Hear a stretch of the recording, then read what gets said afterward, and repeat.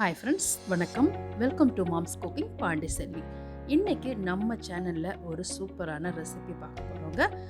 Throat சம்மந்தப்பட்ட பிரச்சனைகளுக்கும் இந்த கொரோனா சீசனுக்கு ஏற்ற ஒரு ஹெல்த்தியான ட்ரிங்க்னு சொல்லலாங்க.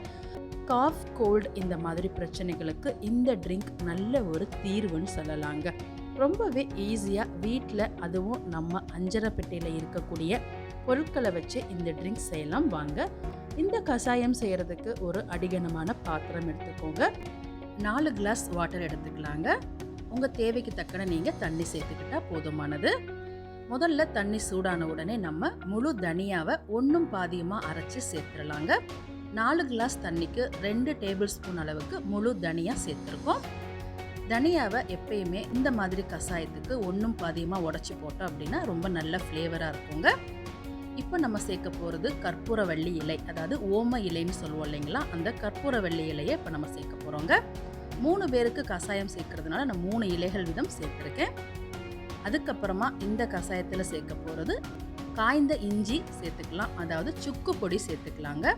சுக்கு பொடியை ஒன்றும் பாதியமாக தட்டிட்டு நல்லா பொடி பண்ணி சேர்த்துக்கோங்க.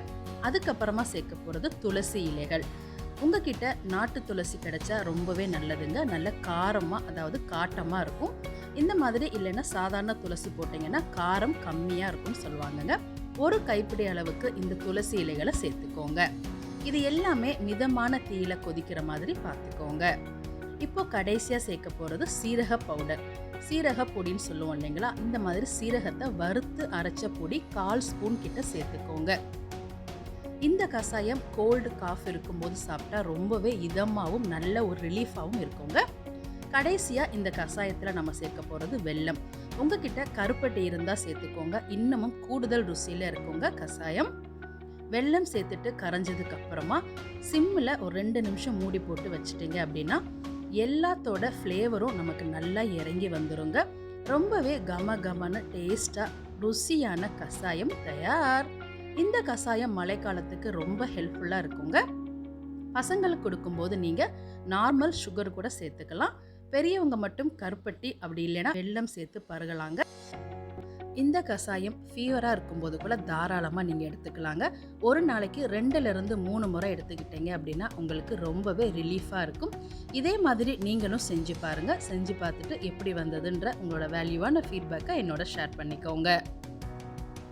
இதே மாதிரி நீங்களும் செஞ்சுட்டு எப்படி இருக்குன்ற உங்களோட வேல்யூவான ஃபீட்பேக்கை என்னோட ஷேர் பண்ணுங்கள். இந்த வீடியோ உங்களுக்கு யூஸ்ஃபுல்லாக இருந்தால் உங்கள் ஃப்ரெண்ட்ஸ் எல்லாருக்கும் ஷேர் பண்ணிவிடுங்க. இந்த வீடியோ உங்களுக்கு பிடிச்சிருந்தனா மறக்காமல் ஒரு லைக் கொடுங்க.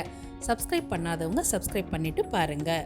என்னை இன்ஸ்டாகிராம், ஃபேஸ்புக் பேஜில் ஃபாலோ பண்ணாதவங்க ஃபாலோ பண்ணிக்கோங்க. லிங்க்கை கீழே டிஸ்கிரிப்ஷனில் கொடுத்துருக்குறேன், செக் பண்ணிக்கோங்க. தேங்க்யூ ஃபார் வாட்சிங் மாம்ஸ் குக்கிங் பாண்டிசெல்வி.